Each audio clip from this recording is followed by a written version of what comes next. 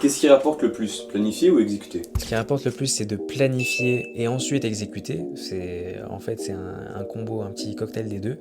Et le plus important, c'est de ne pas trop réfléchir à une stratégie. En général, une stratégie, si on y pense plus de 5 heures, c'est trop de temps perdu en fait. Le mieux, c'est d'y réfléchir un petit peu, qu'on ait une bonne vision de la stratégie, mais ensuite, après, le but, c'est surtout d'exécuter et ensuite, après, de récolter la donnée autour de cette exécution, savoir ce qui a bien marché ou pas marché. Est-ce qu'il faut recruter ou sous-traiter? Il faut recruter, à mon avis, je pense que sous-traiter, c'est quand on a envie de réaliser un peu les choses de manière rapide.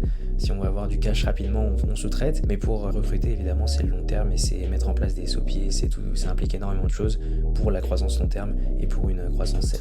Il faut viser 10% ou 30% des d'EBITDA? Il faut viser 10% d'EBITDA parce que si on est à 30% d'EBITDA, ça veut dire qu'on ne réinvestit pas assez dans sa structure. Ça peut être un mauvais facteur pour les private equity ou pour les investisseurs, les business angels, parce que quand on ne réinvestit pas assez dans sa structure, ça veut dire qu'on n'a pas de stratégie et qu'on n'a pas forcément de réel positionnement. Il faut augmenter son prix ou faire des promotions? On peut faire des promotions dans certains événements, mais la plupart du temps, les promotions, elles vont pas attirer, elles vont pas changer le comportement des clients. Il faut optimiser ses coûts de délivrance de produits ou faire une nouvelle gamme pour compenser ses lacunes?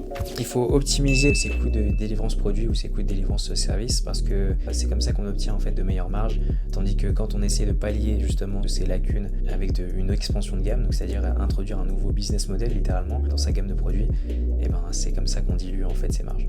Donc le plus important, c'est d'optimiser ses coûts de délivrance produit.